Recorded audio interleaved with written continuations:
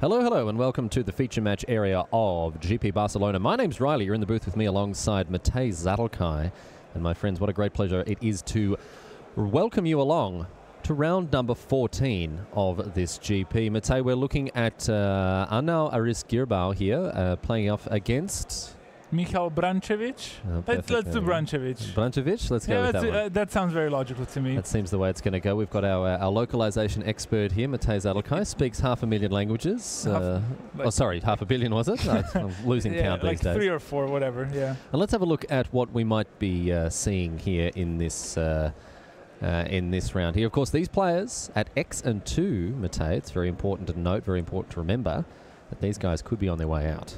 A loss here is more or less certainly knocked out of top 8, although you are going to take home those dollar bills. Of course, a win, though, makes you go to 12 wins and 2 losses. And while I don't think many players will be able to draw the last round to top 8, I think, you know, these players are only 2 wins away from getting to the top 8, because the record of 13 wins and 2 losses will make it in for sure. Almost certainly good enough, that's right. So between Girbau and Brancevic here, we'll see how things are going to end up for these two. You can see them finalizing, shuffling. Oh, look at that. Getting the neck nice and limber, ready to go. Both of them here.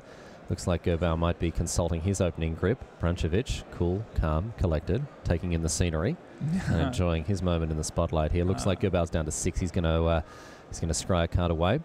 And giddy up, my friends. Hold on to your butts, because it is time for round number 14, and we are underway here. Girbau opening things up by the look of it. Arnau Brancevic on the other side of things. And we do have the much slated green-black deck here. Yeah, the thing though, when I was looking at the green-black players, I also had a feeling that there was quite a bit of delirium. Okay, well, that was a swift ordeal. Arnau Aris-Girbau deciding that he cannot beat a turn to Winding Constrictor. So for all of the people clamouring and up in arms about the fact that this card is completely bonkers and busted, it seems to provide you with an easy game 1 win there. Yeah, green black's so good, right? So good, unbelievable. Turn 1 win. It's amazing. Yeah, I mean, opponent with nothing to say about it. Down to 6, 1 land in the hand, and Brancevic beside himself with joy here. But I think you can see that. I mean, I'm always skeptical and hesitant of doomsayers talking about the death of a format due to one particular card, but I'll tell you what, I'm just going to eat a big bowl of my words here. Seems like Winding Constrictor is absolutely unbeatable. Played on turn 2, instant concession. So. Yeah, so just to recap what happened, Arnau Aris-Girbau mulliganed to 6 lands, scried onto the bottom, drew for his turn, and it wasn't land. He played a Spirit of Industry, and then once he saw the Winding Constrictor, even though you could see like the Winding Constrictor really asphyxiating his options, but he just didn't draw another land, and he just thought he would never recover with the rest of the cards in his hand. He just scooped them up. I don't like scoops like this. I would have waited at least 1 more turn, but I mean, at least we'll get to jump to table 2 here. Looks like things are well underway between Federico Del Basso and Alessandro Pedon here, with the two of them. Looks like, again, the Mardu mirror match. We've seen this. So we've got blows being shot across the bow, left, right, and center here. Heart of Kieran gets in. And you'd certainly have to say that at the moment, Pedon with more creatures, more lands, more everything, more swagger. He's up in the mix, more life as well at this point, pretty critically. Federico Del Basso could be once again at the end of a very short tether here. Yeah, Federico Del Basso, a mainstay to European GPs. He's got quite a few top 8s under his belt already. So I'm not surprised to see him fighting for the top 8 chance here, but he is firmly behind here. He has a lot to do. Attacking with the Scrappy Scrounger may as well. Can't block with that thing, of course. And what's in his hand? I saw an Avison. He's whipping him around nice and quick. Thraben Inspector up in the piece as well. And looks like a walking ballista as the third of those cards. Yeah, that's and the fourth one, a Toolcraft Exemplar. Look at that. Oh, mate. Look at that. Laser vision. Well, not laser vision. That'd burn a hole in our monitor, which would be problematic. Yeah, the moment he plays one of those cards, I think Alessandro Pedon is just going to crew up his Heart of Kieran and swing in for some more damage. I can see Federico almost resigned here. Like, there's his only way out is if his opponent just misplays. I mean, yeah, that is certainly an alternate win condition for many people that are, with their back against the wall. If your opponent just has the old brain fart and forgets how to play Magic for half a second, that can sometimes be enough. Toolcraft Exemplar looks like it'll be the play here for Del Basso. And we're going to see that followed up with the walking ballista for 1. But, I mean, this is too little too late here for Del Basso, I would say. Pedon in a very commanding position. Isn't going to have to do too much more to solidify this. And a Thraben Inspector comes down. Snag a clue token. And that's good. Oh, hello. That's going to give old mate Toolcraft a... first strike? First strike as well. Nice. It seems very insignificant, but especially on boards like these, where Federico Basso now is forced to use because there's no profitable block on the other side of the board, has to shoot down the Toolcraft exemplar, but that also means that the Heart of Kiran is going to come in without any problems. Yes, indeed. Crewed up by the Scrap Heap Scrounger here, the Heart of Kiran takes to the skies. Oh, Pedon having to think about it, but no, in the end, just slapping Del Basso around for 4. Can he stage a miraculous comeback here? Answer to that one, probably no, but still. Down 2. Inspiring Vantage, not getting him that much close to Zavacin, and he just has no answer to the flyer. That's the problem. Yep. Inspiring Vantage, the worst 4th land to draw, of course. Or any of the fast lands, really. Yeah, Scrappy can't block, so might as well swing, right? Get in there. All right, so... Thraben Inspector. Get a clue token. Federico Del Basso fighting it out to the bitter end here. Yeah, he has to represent Fatal Push now, and even in that case, I think Alessandro Pedon is just going to swing with his Heart of Kiran. So Pedon draws. It's a Gideon as well. Still got all these, he says. Check me out. Look at that. Check me out, he says, as he can now crew up the vehicle and attack with the Scrap Heap Scrounger, thanks to the Gideon. Indeed. Yeah, Federico Basso he's just making his opponent play it out. Going down swinging though. You gotta give him credit. Chucking those punches around like there's no tomorrow, and in this case there really isn't, because it looks like this game is all over Red Rover. Del Basso without any way to defend himself in the air. Scrap Heap Scrounger comes across as well because hey, why not? Alessandro Pedon, he's just really making sure. Okay, I'm attacking with this. He's going to block this with this and this with this. And he should be dead anyway, unless he has Fatal Push. He consults his final card. It is an Avacyn, and that is that. Well, Alessandro Pedon, well done to him. With a cool head prevailing and winning this game very handily. He takes an early lead in round 14 against his opponent here, Federico Del Basso. He's only got to win one more, and then his spot in the top 8 is looking more and more secure. Yeah, indeed. And but still, even after winning this round, they will very likely have to play one more round anyway. So let's try to head back over to our first match between Michal Brancevic. See how things are going there on table number 1, if they're ready for us to have a look in there. And you can see the two players there. Looks like Brankovic is still consulting some of his cards. Aris Gilbao, considering how he's going to make a better show of it in game number 2. Yeah, I looked at the sideboard of Michal Brancevic, and it's like his sideboard is kind of looking like there's no really anti-Mardu cards in his sideboard. It's like Transgress the Mind, Pick the Brain, To the Slaughter, Natural Obsolescence. Okay, I can see boarding that one, and Gonti, and the 4 Tireless Trackers.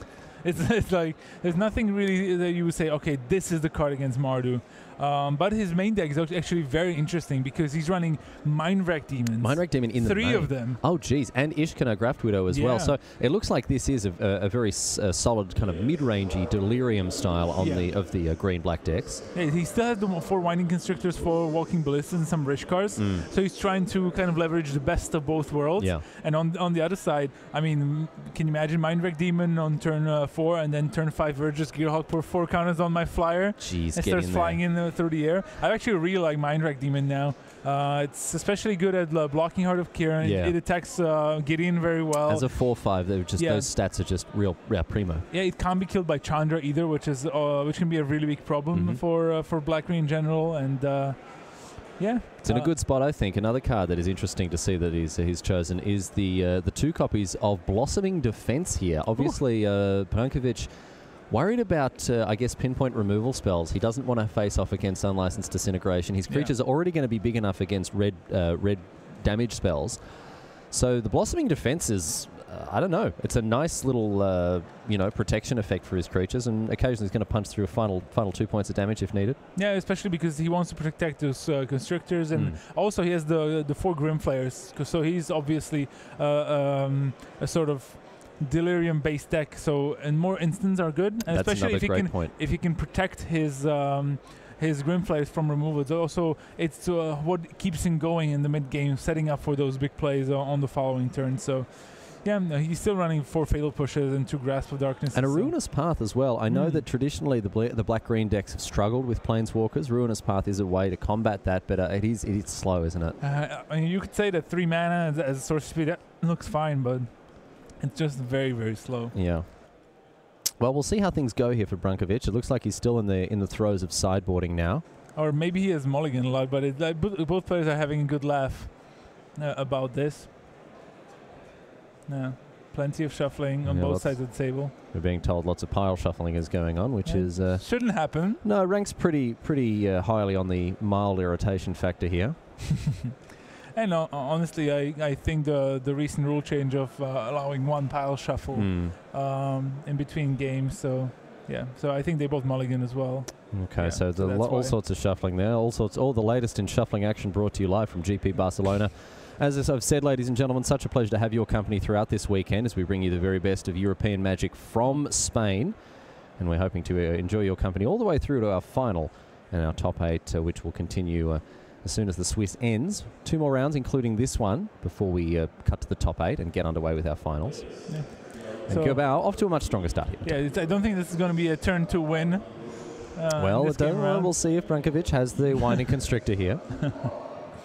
All right, good start for now, though. Yeah. The best start. Toolcraft Exemplar into Scryheap Scrounger.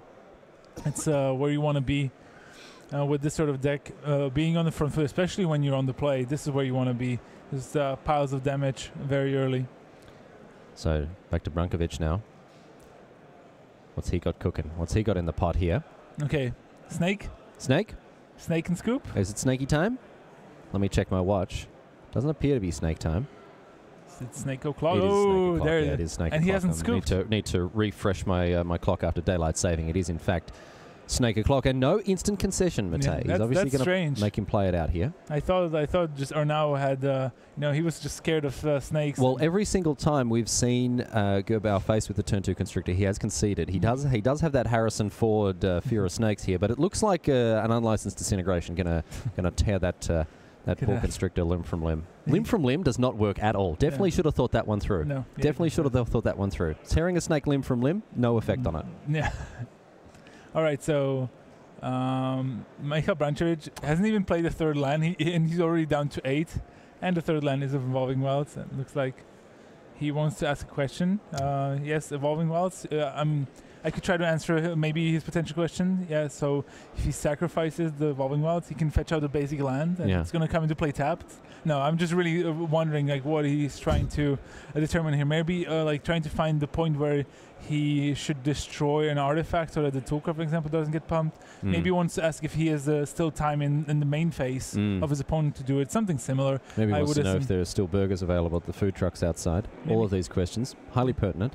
Of course. I had one last night. Very good. I had one just during my break in last round. Yeah. Mate, and a different food truck. The one we had yesterday was much better. Much better? Yeah. Okay, well, there we go. We punted yesterday. We really did just punted it off the field. That's terrible. All right. Well, I know Aris Gerbau certainly in a much better position here. He's definitely burger truck number 2 in this situation because he is ahead of things well and truly. And I can tell you that there is more shuffling action coming from table number 2. I know you're wanting to see it, ladies and gentlemen, but we are going to stick with table 1 because here comes Michal Brankovic back to his spot. All right, so he apparently got the answer he wanted. And it's back to Gerbau now, 4 cards in hand. And Thraben Inspector comes down for Gerbau. Another creature joining the fray. An artifact, very importantly. All right, but Brankovic surely has some sort of removal here. Brankovic with a full hand as well. We're going to see 2 mana Grasp of Darkness. Yep. Show it to us. Oops. Oh, wow. Jeez, really didn't want us to see that card. It is a Grasp of Darkness. It's the one from the previous set. Scars of Mirrodin. That's right. All right, but still down to 5. Yeah. This is going thick and fast.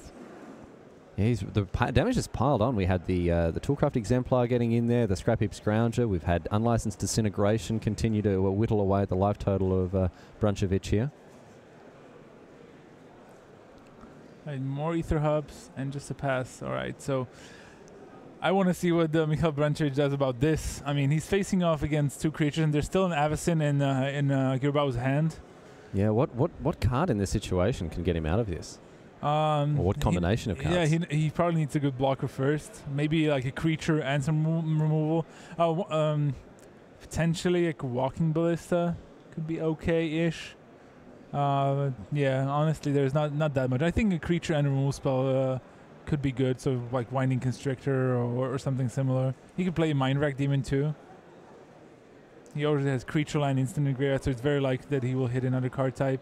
Ooh, okay, gone to Lord of Luxury. Okay. The Lord of Luxury comes down now. 4 cards off the top. Not bad.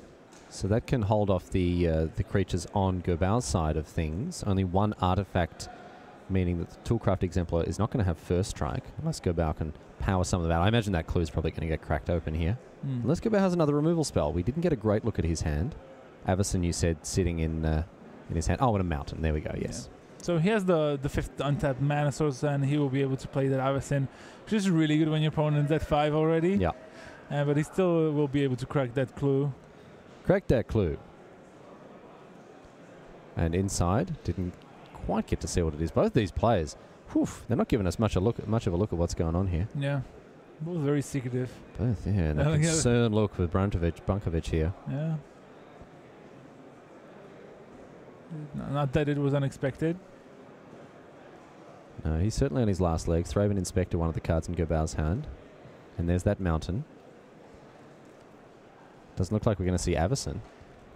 We might see Scrap Heap Scrounger come out to power up that old mate. Toolcraft Exemplar? That's right. All right, so no Avacyn just yet. And here's an attack with these 2. Interesting. So he's definitely going to block the Toolcraft Exemplar, but that will mean that the Scrap Heap Scrounger will be able to come back into play. But I don't think Michal Bruncevic can afford to take 4 damage here. He's already low enough, and he will have to trade. But the question is if he has any answers to the Scrap Heap Scrounger coming back. This is why we've seen cards like Incendiary Flow take on a new meaning in Standard. The fact that there is a cheap recursive threat in Scrap Heap Scrounger can be a real problem for decks without a permanent way to rid themselves of it. Like our old friend Bloodghast, just keeps coming back. I'm sure that's one of your favorite cards. Bloodghast? Ugh.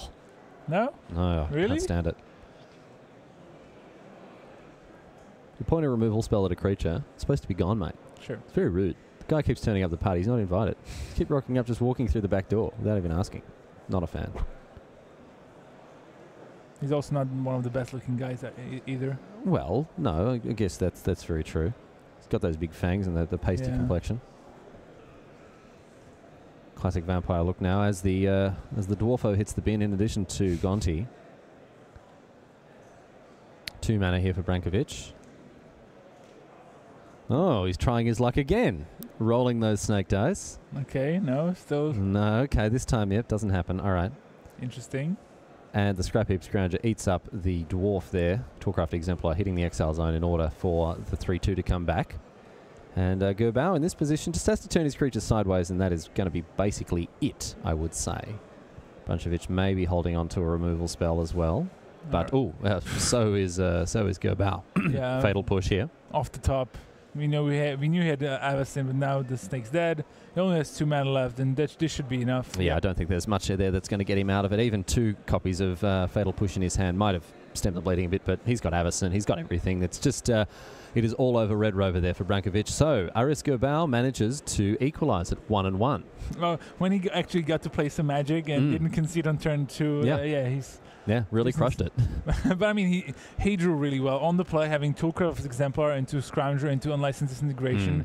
He put Bruncevic on 8 on turn 3. I mean, come on. Yeah, it was a big game here for Gerbao, and he's back in it. You can smell victory on the wind. Let's see, Bruncevic as well. He's playing it cool, but it's back over to Federico Del Basso and Alessandro Pedon at the moment here. Ooh, look at that battle. It's a big battle indeed between these two players as a Madu mirror match here, but we've already discussed some of the spicy options in these guys' deck lists here. Yeah, and look at that. Gideon and Avacyn on one side, Nahiri on the other. Whew.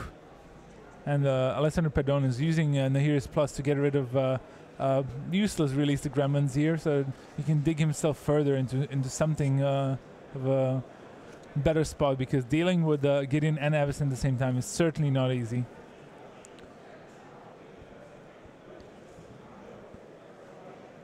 So Pedon with his 6th land.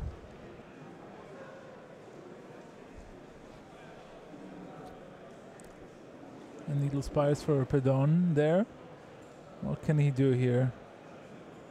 Alright, here's Unlicensed Disintegration, targeting the Avacyn.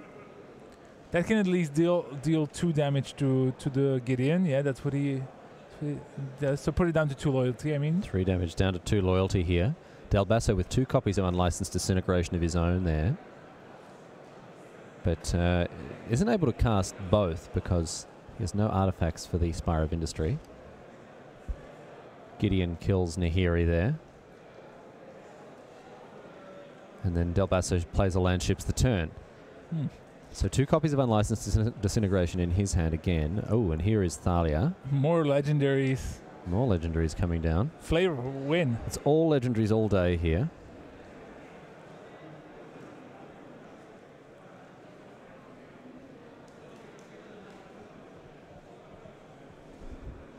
Gotta tap the mana, right? Gotta tap that mana. Okay, are you taking a damage? He is taking 1 damage from that Spire of Industry, which wasn't 100% necessary. Yeah, why would you do that? I mean, he probably didn't want to use his... I don't know. Yeah. He's probably leaving up Unlicensed Disintegration mana, but... In case that clue gets removed and then they go to combat and come out of it. So I mean, now I understand kind of why, because like if he had tapped the Needle Spires, then he would have not only spent the Spire of Industry, but also the Ether Hub. The Ether Hub mana. No, he wouldn't actually. Well, as it is, no. Thalia eats it. Doesn't matter. All right. No damage though, because Federico Del Basso doesn't have an artifact still. So Gideon left to rumble once again here. And no follow-up play after that Unlicensed Disintegration. Yeah, Del Basso's hand is Spire of Industry ×2 and the final Unlicensed Disintegration. He's drawn all 4 Spires. That's not a great position. No, but he still has that Gideon, and it looks like he's probably winning the race if he can kill this Needle Spires. Nope, not going to happen. Nope, all right. Pedon is not opening his Needle Spires up to the old instant speed Stone Rain here. Yeah, more lands from Del Basso, but at least he has that Gideon that can just keep swinging, taking huge chunks out of the life total. And Pedon at this stage is not presenting much of a threat here to the Gideon, as we see very neatly that clue token tucked away here. Good technology. Pedon, good technology. I know we've seen a whole lot of token technology innovations this weekend. Nothing's going to top the multiple tokens in one sleeve, however. That was just absolute premium. That was just real. I mean, that's the latest thing out of Japan. We're so lucky to have that many Japanese players coming over and showing us their ways. It's really excellent to be exposed to this sort of mastery. So what is going on here? Yeah, one more Gideon drawn from Federico, who just he's like, yep, that lines up. That makes sense. Okay.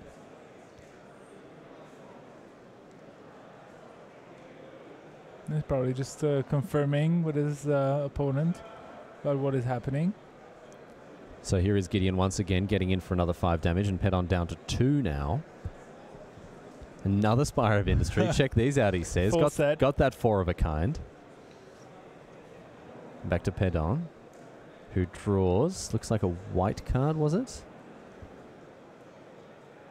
Plays a Plains. This is a very weird game. Like very strange, like the Mardu mirror match with both having heaps of lands. Del Basso draws another Gideon. So he's crushing it. He's just absolutely crushing it here. And Archangel Avacyn comes down to hold off this Gideon for at least 1 turn now. Okay, that makes sense. So Pedon. He doesn't... Yeah, he can tap that way. Not sure if he's on 7 or 2. Unlicensed Disintegration to destroy Avacyn in response is going to do it. He was on 2 life. Yeah. And Del Basso very happily and hungrily sweeping up those cards. He drew 4 Spies of Industry, 7 Gideons, and he still managed to win the game. So well done indeed for him. Unfortunately, the top of Alessandro Pedon's deck not treating him very well. These guys hitting their sideboards now.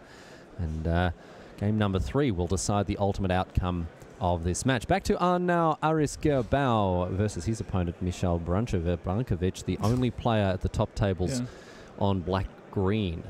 He has that dreamy look too. He's got it everything. He's got it all going. He's got that leather jacket as well. It's a tight play, both on and off the battlefield from Brankovic here. And that's what we want to see, right? That's what we want to see. Where are the days where players used to come in suits to play Magic? Oh, mate. The good old days. The good old days, like Patrick Chapin in the at the Pro Tour. I remember, geez, him just poor guy sweating through his collar, loosening, down came the tail, that sort of stuff. But it did make for a good photo afterwards. Definitely, looking very sharp in that one. Both players opening up with fast lands, but without too much more to say about it. Although you see Gerbau now, he is so ready for this snake. Look at that, bang. Just take care of it. So after it's scaring the living bejesus out of him in the first game, he's come very ready to go toe-to-toe with their snakes of all kind now. Ooh, good start for both players. Yeah. And we see now a Scrap Heap Scrounger coming down. And it's snake number 2. No third land, though, for Michal Brankovic. Oh, dear. That's a tricky position for him. So many snakes here. Gerbau now in with the Scrap Heap Scrounger. Brankovic is going to have to really find a way to continue this game quickly. He's going to get left behind. You cannot stumble against Mardu. You cannot, especially in the Arnau is developing with Cultivator's Caravan. He's already setting up for a Walking Ballista and has a Gideon in hand. So, Brankovic, off the top. Lando Calrissian, what do we got? I think it's a land, yeah. Oh, it is a land. There we go. Okay, all right. Can Brankovic continue to develop his board? As we say, you cannot stumble here. He has to keep his head above water. I mean, this matchup is hotly contested as to who is favoured in this matchup, and I don't think there's a clear answer one way or the other. But as the game goes longer, is there a deck that will sort of rise to the top here? I think Mardu is naturally favoured in the longer games as well. Like their sideboard plans with those planeswalkers and so on. The matches up pretty well against the snake decks, and the best way for the black-green decks is to match up is to have a quick start themselves and force the Mardu deck to be in a reactive role rather than proactive role. And Brankovic is trying. He has that Walking Ballista now as a 2/2. He's killing off the Scrabby Scrounger right away, not even hesitating. Or definitely hesitating. He already did it. Yeah, I mean, like there's no turning back now. Gerbau is saying like, okay, dude, you already did it. What's going on? He's probably changed his mind. Well, we've got the old takesies-backsies here at the feature match of GP Barcelona in round number 14 as Brankovic considers his options. Handy little input from the snake there, making sure the ballista comes down with 2 counters rather than 1. Yeah. I'm casting my eyes over Aris-Gerbau's sideboard here, and there aren't any planeswalkers to be seen outside of Chandra. Usually we see some stuff like Ob Nixilis and even Sorin occasionally when they're wanting to go really big. But in this case, it doesn't look like Gerbau is really all in on the go big or go home plan. So we did indeed witness some take-six backsies as the Walking Ballista is still in play. Still with 2 counters on it as well. I mean, Arnau has the Gideon in his hand. I think a Walking Ballista too, but he also has 3 lands. So while Brankovic doesn't have many lands of his own, he might just have the cards to deal with Arnau's draw, which is a tad too land heavy for his liking. Land heavy and mismatched lands at that as well. So terrible. That's terrible stuff there. Bit of justice for fans of matching basic lands here. So Gerbau obviously with some options as he considers how he's going to play this one out. You can see there Gideon in hand. What a time of it Gideon's had. He's never been far from the top tables. Gideon's been crushing it all day long in the feature match area, doing so much. Look at that, Michal Brankovic. He's really getting that neck nice and stretched. We saw him doing the thing that like tough guys do in movies, where they do the neck to the side and that sort of stuff. So they do. What is that called? Cracking your neck? Yeah, something like that. And now he's hyperflexing to the back this time, really getting those vertebrae working. But as we were saying, Gideon really hasn't been far from the spotlight at any point. You know, we've seen Avison come and go. We've seen other cards, you know, make a name for themselves and drift out of them. I mean, Whining Constrictor is another example of this. But Gideon's always been up and about. He's always been getting it done. Yeah, definitely. Here's a Cultivator's Caravan being crude, and Brancho just takes it. Takes 5 on the chin like a pro. And it's going to be a follow-up play of a Walking Ballista for 2 here. Okay, not bad. Creates an interesting situation, interesting bit of tension between these 2 Walking Ballistae. Okay, what is Brancho doing here? Does he have a Fatal Push maybe that he wants to play here? I don't think he would want to. Also, a Gideon still in play. No, still in hand, I mean. Can be deployed one of the following turns, but Brancho has plenty of cards in his hand. He's played very, very little here and hasn't played the 3rd land on turn 3. Had to wait 1 more turn for it. Maybe he has a bunch of like double black cards in his hand. He hasn't revealed too much. That's the problem. We haven't seen his cards. Playing them very close to his chest in a figurative sense, at least. Playing them very close to the table in a literal sense. Indeed. All right, passes in the turn finally. So, Brankovic rips off the top. What's he found? Ooh, found an Evolving Wilds. Not bad. Okay. It is a land.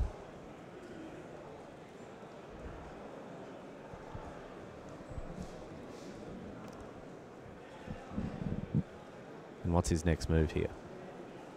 He's just going to ship. Okay, so he's got to have something. Definitely got to have something in the hand here. Can't just ship on a board like this with nothing to do. I mean, he could. He could. He can have, you know, 4 mana spells in his hand, double black spells in his hand. His hand just could be Minor Demons and Verdurous Gearhulks and Ishkanaz. Yeah. Ishkanaz another card that's fallen off. Where did she go? What happened there? Cultivator's Caravan comes in for another stab.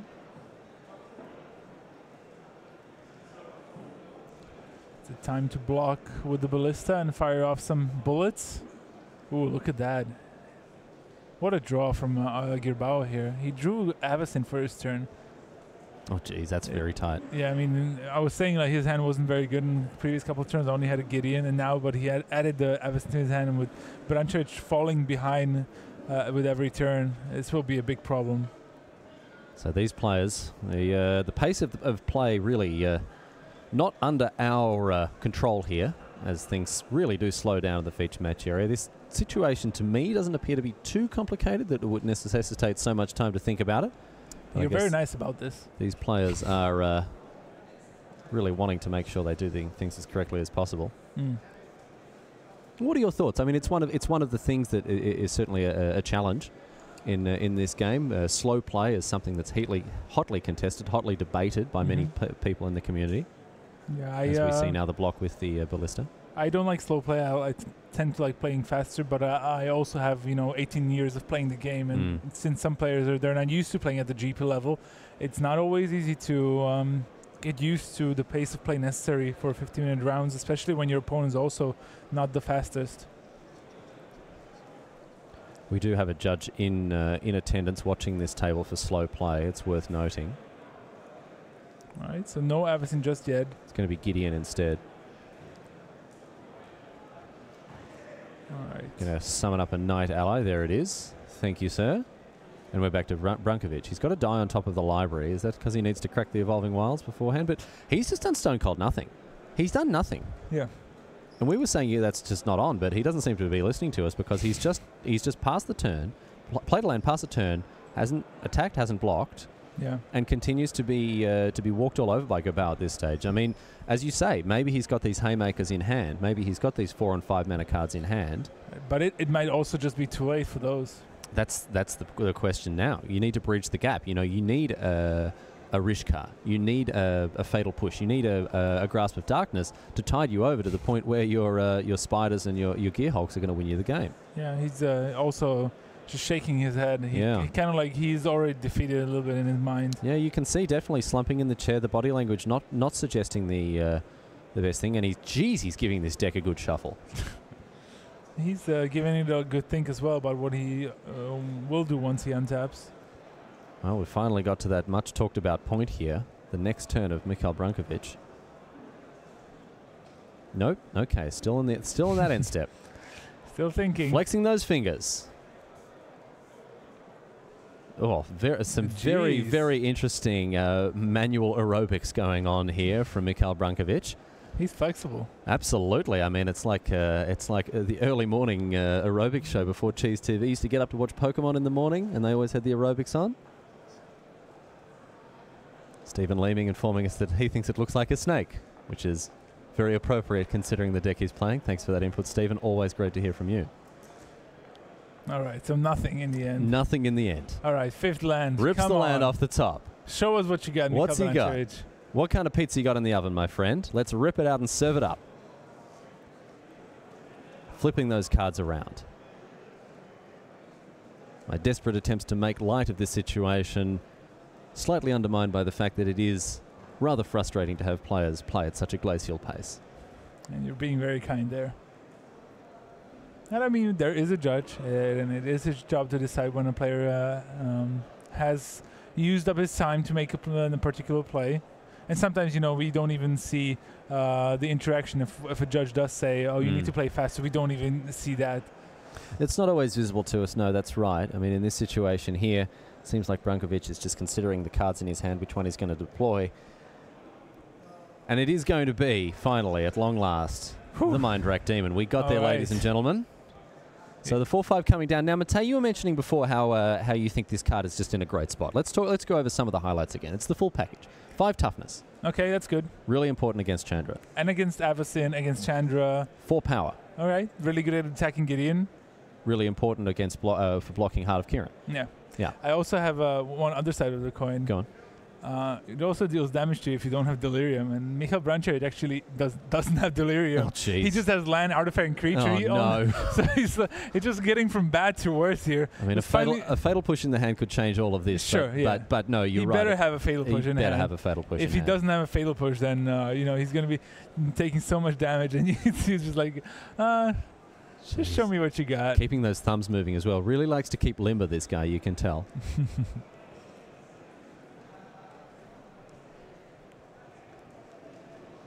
I think the spectator in the background realized he's on camera, quickly fixing his hair there. So important. You gotta stay fresh. Yeah, you gotta look nice. You gotta stay fresh. You're on camera, you know. Your whole family can be watching. That's right. You gotta keep up those appearances.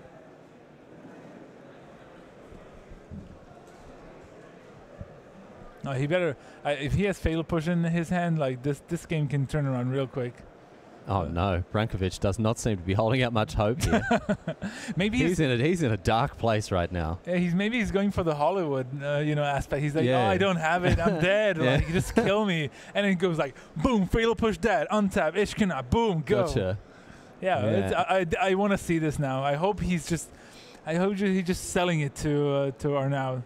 Well, as it is now, Oath of Chandra comes down. Certainly selling it to us if this is the case. Chandra would trigger revolt. That's true. So he could take down the caravan with a fatal push if he has it in his hand. If he has it in his hand. But the question is, does he? Really thinking about this 3 damage that is going to be marked onto the Constrictor here. And look at that. Oh, the fingers go to the temple. Ooh. It's like the front cover. Oh, hello. Bit of gold digging as well. Wonder if he picked a winner there. Playing around with his jaw a little bit there. This is just a rich tapestry, rich tapestry of facial expression here and manual dexterity. Really impressive stuff from him there. On the battlefield, perhaps not so much as the snake goes away without a response. I'm having a great time, and so are our viewers. I'm sure Twitch chat is loving this. Gideon goes upstairs. Someone called him Ryan Gosling. He does look like Gozzo. He does look like Ryan Gosling. I mean, he's just using that time on camera and practicing maybe for his next big movie. Yeah, that's it. He's just like Rounders 2, getting in the time before. Yeah, he's off to the sequel to Drive, and he's getting in those facial expressions. Fingers to the temple. He's blocking the cultivators. Blossoming defense. Blossoming defense. Here we go. Bang, bang, bang. Yeah. Getcha. Yes. All right. Okay. Finally, we got something going. I think he's still dead, right? Oh, no, he's almost dead. One short. I think he's gonna go down to Oh no, yeah, okay, actually, okay, those didn't tell you. They were Korean. I was so busy with you talking about the rich tapestry that I didn't. The other two creatures we used to crew. We forgot to acknowledge the game mechanics. That's right. So those creatures weren't attacking; they were crewing the caravan, which was eaten up by that hungry demon, which now doesn't do 4 damage to his controller. So happy days here for Brankovic as he begins to put his snoot back into this game.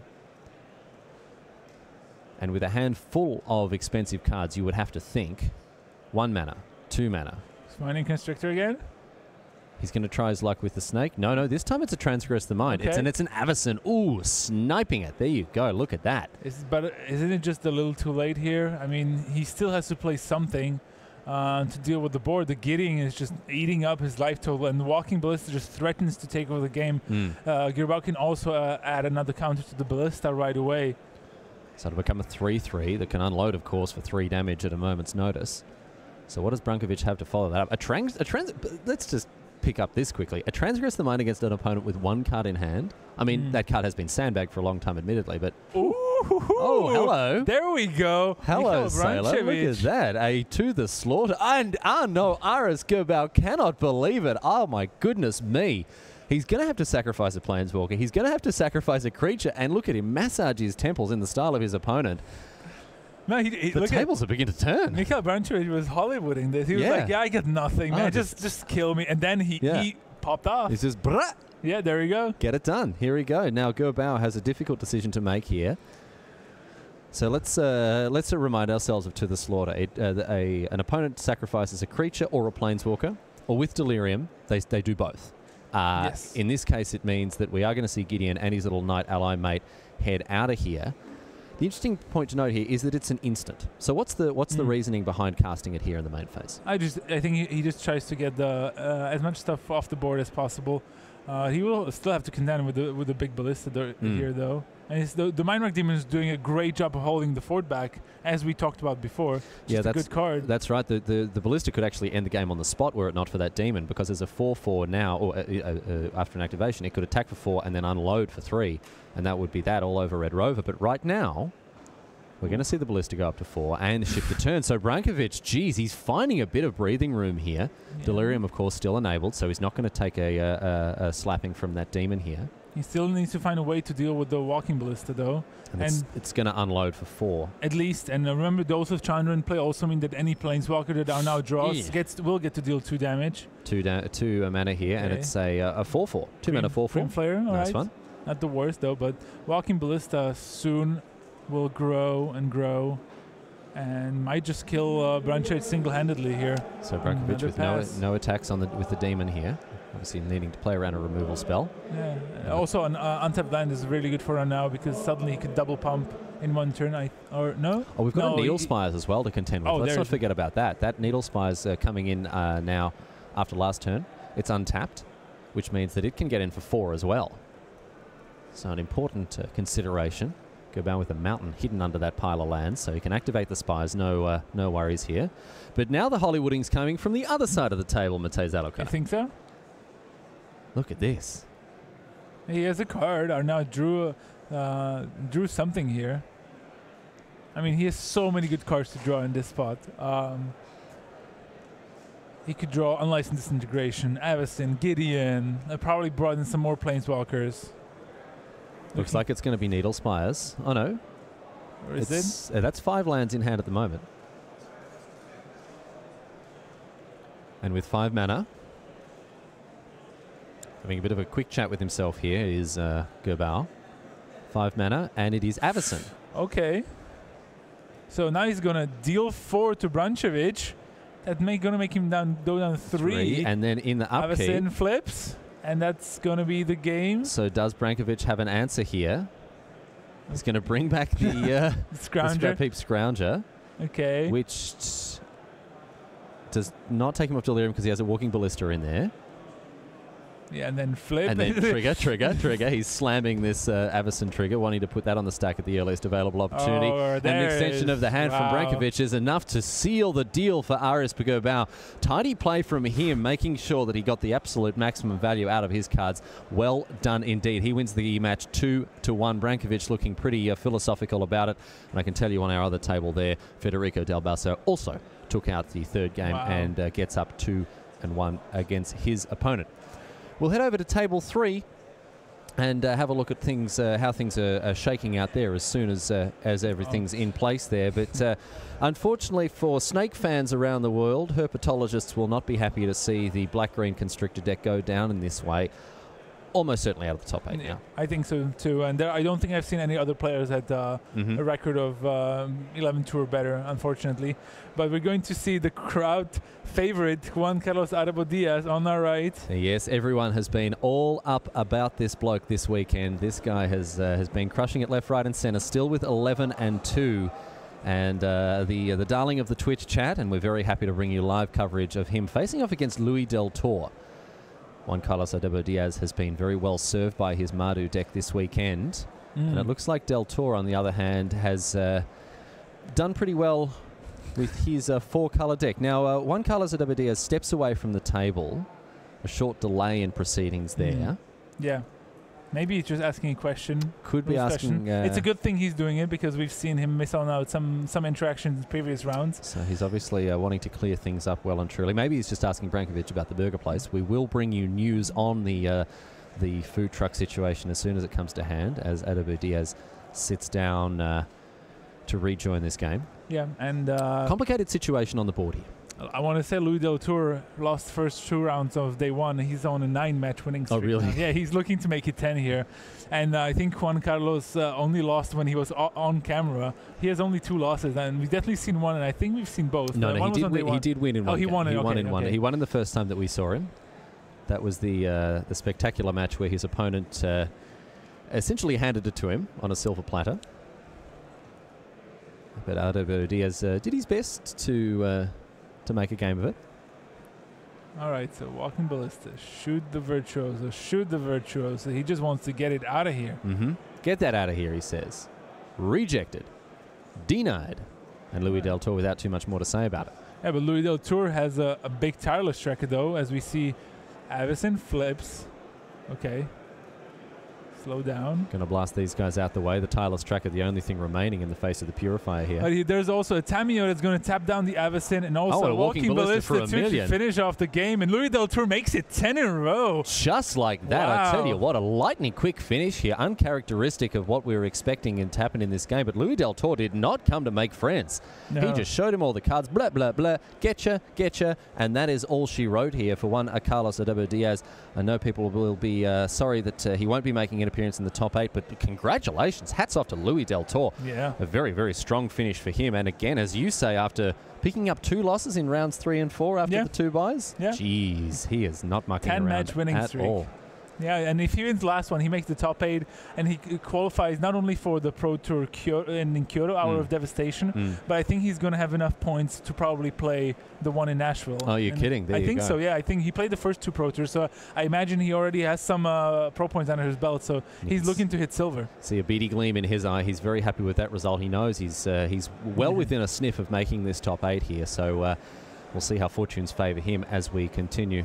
But that is that for round number 14, my friends. It's time for me to step out, but I tell you what, I've got some good news for you, because shortly joining Matej Zadelkai in the booth, it's Rafael Levy, the Pro Tour Hall of Famer. So don't go anywhere. So much more magic to bring you here from the floor of GP Barcelona. Thanks for being with us, but stick around, because we'll be back here live very, very soon.